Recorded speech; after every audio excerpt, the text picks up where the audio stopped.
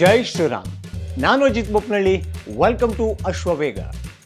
ಒಂದು 2-3 ದಿವಸದ ಈ ರಾಜ್ಯದಲ್ಲಿ ಒಂದು ಸಂಚಲನ ಅನ್ನೋದನ್ನು ನೀವು ನೋಡ್ತಾ ಇದ್ದೀರಾ. ಖಂಡಿತವಾಗ್ಲೂ ನಿಮ್ಗೆ ಗೊತ್ತಿರುತ್ತೆ. ಏನಪ್ಪ ಅಂತ ಕೇಳಿದ್ರೆ, ಚಿಕ್ಕಬಳ್ಳಾಪುರದಲ್ಲಿ ಅಲ್ಲಿ ಶಾಸಕರಾಗಿ ಆಯ್ಕೆಯಾಗಿರುವಂತಹ ಪ್ರದೀಪ್ ಈಶ್ವರ್ ಅವರಿಗೆ ಅವರದೇ ಕ್ಷೇತ್ರದಲ್ಲಿ ಜನ ಚಪ್ಪಲಿಯನ್ನು ಎಸೆದ್ರಂತೆ.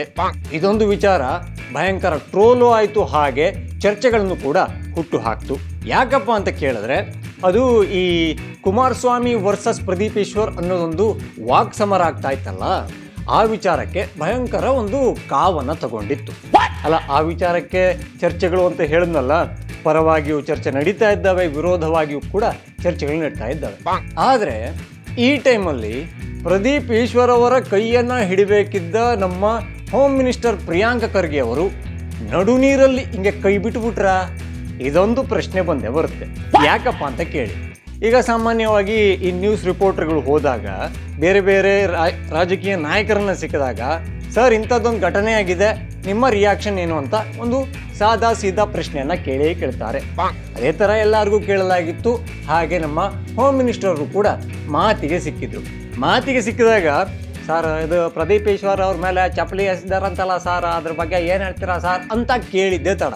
ಅವರು ತುಂಬ ಕ್ಲಿಯರಾಗಿ ಹೇಳಿದ್ರು, ಚಪ್ಪಲಿ ಎಸೆಯೋದೇನು ಒಳ್ಳೆಯದು ಅಂತ ಹೇಳ್ತಾ ಇಲ್ಲ, ಆದರೆ ಜನರನ್ನು ಪ್ರಚೋದಿಸೋದು, ಜನರು ರೊಚ್ಚಿಗೆ ಹೇಳೋ ಹಾಗೆ ಮಾಡುವುದು ಕೂಡ ಸರಿಯಲ್ಲ, ಅದು ತಪ್ಪು ಅಂತ ಹೇಳಿದ್ದಾರೆ. ಆ ಮೂಲಕ ಪ್ರದೀಪ್ ಈಶ್ವರ್ ಅವರಿಗೆ ಇಂಡೈರೆಕ್ಟಾಗಿ ತಲೆಗೊಂದಿಗೆ ಮೊಟ್ಕಿದ್ದಾರೆ. ಅದನ್ನು ಅವರು ಅರ್ಥ ಮಾಡ್ಕೋತಾರ? ನನಗೇನೋ ಡೌಟ್ ಇದೆ. ಯಾಕೆ ಅಂತ ಕೇಳಿ, ಪ್ರದೀಪ್ ಈಶ್ವರ್ ಅವರನ್ನು ಈ ಸಾಕಷ್ಟು ಜನರು ಲಾಟ್ರಿ MLA ಅಂತ ಕರೆಯೋದುಂಟು. ಅಂದರೆ ಚಿಕ್ಕಬಳ್ಳಾಪುರದಲ್ಲಿ ಈ ತೆಲುಗು ಸಿನಿಮಾದ ಡೈಲಾಗ್ಗಳನ್ನು ಕೇಳ್ಕೊಂಬಂದು ಅದನ್ನು ಕನ್ನಡಕ್ಕೆ ಭಾಷಾಂತರ ಮಾಡಿ ಅವರದೇ ಒಂದು ಶೈಲಿಯಲ್ಲಿ ಮಗ ಅನ್ನೋದನ್ನೆಲ್ಲ ಸೇರಿಸಿ ಹೇಳಿ ಜನರನ್ನು ಮಗದಿಂದ ಮಂಗ್ಯ ಮಾಡಿ ಆಮೇಲೆ ಶಾಸಕರಾಗಿದ್ದಾರೆ ಅನ್ನೋದು ಸಾಕಷ್ಟು ಜನರ ಮಾತು. ಒಂಥರ ವ್ಯಂಗ್ಯ ಅಂತ ಕರಿಬೋದು. ಜನ ನನಗೆ ಹೀಗೆ ಹೇಳ್ತಾ ಇರೋದಕ್ಕೂ ನಾನು ಇದೇ ಥರ ಇಲ್ಲ ಅಂದರೆ ಏನಾಗ್ಬಿಡುತ್ತೇನೋ ಅಂತ ಈ ಪ್ರದೀಪ್ ಈಶ್ವರ್ ಅವರು ಆಗಾಗ ಟೈಮೆಲ್ಲ ಸಿಕ್ಕಾಗ, ಅವಕಾಶ ಬಂದಾಗ ತಾನೊಬ್ಬ ಅಂಥ ಗಿರಾಕಿನೇ ಅಂದ್ಕೊಂಡು ಬದುಕ್ತಾ ಇದ್ದಾರಾ ಅನ್ನೋದನ್ನು ಡೌಟ್ ಬರ್ತಾ ಇದೆ. ಯಾಕೆಂದರೆ ಲಾಸ್ಟ್ ದಾವಣಗೆರೆಯಲ್ಲಿ ಒಂದು ಇದೇ ಥರ ಗಲಾಟೆ ಆಗಿತ್ತು. ಅದು ಒಂಥರ ವಿಕೋಪಕ್ಕೆ ಹೋಗುವ ಹಂತಕ್ಕೆ ಹೋಗಿತ್ತು, ಆದರೆ ಇಷ್ಟೊಂದು ಆಗಿರಲಿಲ್ಲ.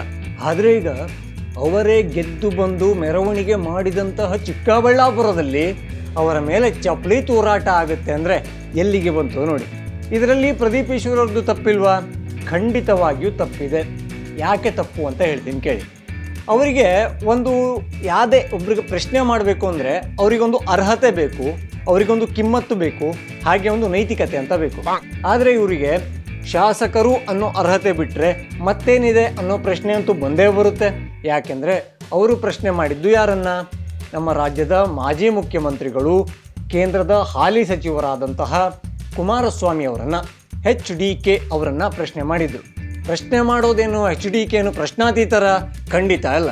ರಾಜಕೀಯದಲ್ಲಿ ಯಾರೂ ಕೂಡ ಪ್ರಶ್ನಾತೀತರಲ್ಲ.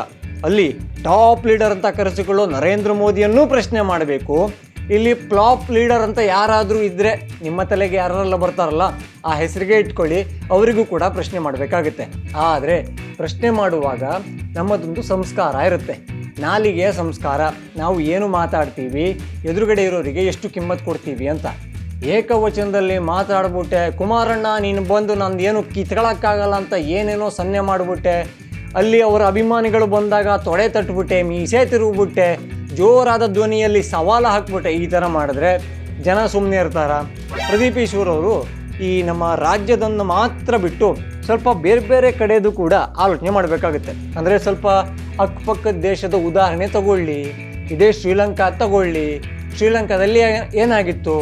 ಜನಾಕ್ರೋಶದಿಂದ ಜನರು ದಂಗೆ ಎದ್ದು ಅಲ್ಲಿಯ ಸುಪ್ರೀಂ ಲೀಡರ್ ಅಂತ ಕರೀತಾರಲ್ಲ, ಅವರು ದೇಶ ಬಿಟ್ಟು ಓಡಿ ಹೋಗೋ ಸನ್ನಿವೇಶ ಬಂದಿತ್ತು. ಆಯಿತು, ಶ್ರೀಲಂಕಾ ಬೇಡ. ಬಾಂಗ್ಲಾದೇಶದಲ್ಲಿ ಏನಾಯಿತು? ಬಾಂಗ್ಲಾದೇಶದಲ್ಲೂ ಕೂಡ ಅಲ್ಲಿ ಕೂಡ ಪ್ರಧಾನಿಗಳನ್ನು ಹೆಂಗೆ ಓಡಿಸಿದ್ರು ಅಂದರೆ, ಅವರ ಮಂತ್ರಿಮಂಡಲನ ಕೈಗೆ ಸಿಕ್ಕವ್ರನ್ನ ಹೆಂಗೆ ಹಣಗಾಯಿ ನೀರ್ಗಾಯಿ ಮಾಡಿದ್ರು ಅಂದರೆ, ಜನಾಕ್ರೋಶದ ಮುಂದೆ ಯಾವುದೂ ಇಲ್ಲ, ಯಾವ ನಾಯಕನೂ ಇಲ್ಲ. ಆಫ್ಟರ್ ಆಲ್ ಒಬ್ಬ MLA ಅಂತ ಜನ ಆಡ್ಕೊಳ್ಳೋದಕ್ಕೂ ನೀವು ಇರೋದಕ್ಕೂ ಯಾಕೆ ಹಿಂಗೆ ಸಿಂಕ್ ಆಗ್ತಾ ಇದೆ, ನೀವು ಯಾಕೆ ಲಿಂಕ್ ಮಾಡ್ತಾ ಇದ್ದೀರಾ ಅನ್ನೋದೇ ನಮಗೆ ಅರ್ಥ ಆಗ್ತಾ ಇಲ್ಲ. ಇದೊಂದು ವಿಚಾರಕ್ಕೆ ಪ್ರಿಯಾಂಕ್ ಖರ್ಗೆ ಅವರ ಮಾತನ್ನು ಒಪ್ಪಬಹುದು. ಪಾಪ ಅವರ ಅಪರೂಪಕ್ಕೆ ರಾಷ್ಟ್ರೀಯ ಸ್ವಯಂ ಸೇವಕ ಸಂಘವನ್ನು ಮರೆತು ಬೇರೆ ಏನನ್ನೋ ಮಾತಾಡಿದ್ದಾರೆ. ಪ್ರದೀಪ್ ಈಶ್ವರ್ ಅವರು ಈ ಪ್ರಚೋದನೆ ಕೊಡೋದು ಅಥವಾ ಕಿಚಾಯಿಸೋದು, ರೊಚ್ಚಿಗೇಳಿಸೋದು ಇವೆಲ್ಲವೂ ಕೂಡ ತಪ್ಪು ಅನ್ನೋದನ್ನು ಇಂಡೈರೆಕ್ಟ್ ಆಗಿ ಹೇಳಿದ್ದಾರೆ. ಅವರಿಂದನೇ ತಪ್ಪಾಗಿದ್ದು ಅಂತ ಹೇಳಿದ್ದಾರೆ. ಆದರೆ ಇದೇ ಚಪ್ಪಲಿ ತೂರಾಟ ವಿಚಾರಕ್ಕೆ JDSನ 4 ಜನರನ್ನು ಬಂಧಿಸಲಾಗಿದೆ. 14 ದಿನಗಳ ನ್ಯಾಯಾಂಗ ಬಂಧನಕ್ಕೆ ಒಳಪಡಿಸಲಾಗಿದೆ. ಲೆಕ್ಕದಂತೆ ಹೋಮ್ ಮಿನಿಸ್ಟ್ರಿ ಹೇಳೋದೊಂದು, ಅಲ್ಲಿ ಪೊಲೀಸರು ಮಾಡಿದ್ದೊಂದು, ಜನರು ಅದು ಆ ಕ್ಷಣಕ್ಕೆ ಟ್ರಿಗರ್ ಆಗಿ ಮಾಡಿರುವಂಥದ್ದು ಅಂತ ಯಾಕೆ ಯೋಚನೆ ಮಾಡ್ತಾ ಇಲ್ಲ ನಮ್ಮ ಇಲಾಖೆ? ಅವೆಲ್ಲವನ್ನು ಆಲೋಚನೆ ಮಾಡಬೇಕು. ಹಾಗೇನೆ ಅಲ್ಲಿ ಅರೆಸ್ಟ್ ಆಗಿದಾರಲ್ಲ, ಅವರಲ್ಲಿ ನಿಜವಾಗಿ ತಪ್ಪು ಮಾಡಿದವ್ರು ಯಾರು, ಬೇಕಂತ ಉದ್ದೇಶಪೂರ್ವಕವಾಗಿ ಈ ಷಡ್ಯಂತ್ರಪೂರ್ವಕವಾಗಿ ತಪ್ಪು ಮಾಡಿದವ್ರು ಯಾರು ಅಂತ ತನಿಖೆಯನ್ನು ಮಾಡಬೇಕು, ಆಮೇಲೆ ಬಿಡಬೇಕಾಗುತ್ತೆ. ಯಾಕೆಂದರೆ ಇಲ್ಲಿ ಈ ಉಗ್ರ ಭಾಷಣಕ್ಕೆ, ಪ್ರಚೋದನಕಾರಿ ಹೇಳಿಕೆಗೆ ಎಲ್ಲದಕ್ಕೂ ಕೂಡ ಜೈಲು ಶಿಕ್ಷೆ ಅಂತ ಇದೇ ಪ್ರಿಯಾಂಕ್ ಖರ್ಗೆ ಅವರು ಹೇಳ್ತಾರೆ. ಹಾಗಿದ್ರೆ ಪ್ರದೀಪ್ ಈಶ್ವರ್ ಅವರು ಏಕವಚನದಲ್ಲಿ ಕುಮಾರಸ್ವಾಮಿ ಅವ್ರನ್ನ ಮಾತಾಡಿಸಿದ್ದನ್ನು, ಕೂದಲು ಕಿತ್ಕೊಳ್ಳೋಕ್ಕಾಗಲ್ಲ ಅಂತ ಹೇಳಿದ್ದನ್ನು, ತೊಡೆ ತಟ್ಟಿದ್ದನ್ನು, ಹಾಗೆ ಮೀಸೆ ತಿರುವಿದ್ದನ್ನು, ಇವೆಲ್ಲವನ್ನು ಕೂಡ ಪ್ರಚೋದನೆ ಅಂತ ಯಾಕೆ ನೀವು ಅಂದ್ಕೊಳ್ಳೋದಿಲ್ಲ? ಇನ್ನೊಂದು ಭಯಂಕರ ಮಜಾ ವಿಚಾರ ಇದೆ. ಇದೇ ಪ್ರದೀಪ್ ಈಶ್ವರು ಕುಮಾರಸ್ವಾಮಿ ಅವರಿಗೆ ಎಷ್ಟು ದಿವಸಗಳಿಂದ ಒಂಥರ ಧಮ್ಕಿ ರೂಪದ ಸವಾಲುಗಳನ್ನು ಹಾಕೊಂಡ್ಬಂದಿದ್ರು. ಏಯ್ ಕುಮಾರಣ್ಣ, ಓಯ್ ಕುಮಾರಣ್ಣ ಅಂತ ಏಕವಚನದಲ್ಲಿ ಕೇಂದ್ರದ ಹಾಲಿ ಸಚಿವರನ್ನು ಮಾತಾಡಿಸ್ಕೊಂಡು ಬಂದಿದ್ರ. ಅವರು ನಮ್ಮ ರಾಜ್ಯದ ಮಾಜಿ ಮುಖ್ಯಮಂತ್ರಿಗಳು ಅನ್ನೋದನ್ನು ಕೂಡ ಇವರು ಮರ್ತಿದ್ರ. ಆದರೆ ಯಾವಾಗ ಈ JDSನ ಕಾರ್ಯಕರ್ತರು ರೊಚ್ಚಿಗೆದ್ರು, ಅವರ ವಿರುದ್ಧ ಘೋಷಣೆಗಳನ್ನು ಕೂಗಿದ್ರು, ಹಾಗೆ ಗುಂಪಲ್ಲಿ ಗೋವಿಂದ ಅನ್ನೋ ಹಾಗೆ ಜನರ ಮಧ್ಯೆ ಚಪ್ಪಲಿ ತೂರಿಕೊಂಡು ಬಂದು ಬಿತ್ತಲ್ಲ, ಅದಾದ ಮೇಲೆ ಇದೇ ಪ್ರದೀಪ್ ಈಶ್ವರ್ ಹೇಳ್ತಾರೆ, ನಾನೊಬ್ಬ ಅಹಿಂದ ಸಮಾಜದಿಂದ ಬಂದಿರೋ ಒಬ್ಬ ನಾಯಕ, ನನ್ನಂಥ ಹಿಂದುಳಿದ ಈ ಸಮುದಾಯಕ್ಕೆ ಸೇರಿದ ಶಾಸಕನನ್ನು ಸಹಿಸೋಕ್ಕೆ ಆಗಲ್ಲ, ನನ್ನಂಥ ದಲಿತ ದಮನಿತ ಒಬ್ಬ ಶೋಷಿತ ವರ್ಗದಿಂದ ಬಂದಿರೋರ್ದು ನೋಡ್ಬಿಟ್ರೆ ನಿಮಗೆಲ್ಲ ಹೊಟ್ಟೆ ಉರಿ ಅಂತ ಈಗ ಜಾತಿ ಕಾರ್ಡನ್ನು ಅಪ್ಲೈ ಮಾಡ್ತಿದ್ದಾರೆ. ಇದೇ ಜಾತಿ ಕಾರ್ಡು ನೀವು ಅಲ್ಲಿ ಸವಾಲು ಹಾಕುವಾಗ, ಬಲಗಾಲ್ ತೊಡೆಯನ್ನು ತಟ್ಟುವಾಗ, ನಿಮ್ಮ ಮೀಸೆ ತಿರುಗುವಾಗ ಇದ್ದಿದ್ದಿದ್ರೆ ಯಾರೂ ಏನು ಹೊಂದ್ಕೋತಾನೆ ಇರಲಿಲ್ಲ.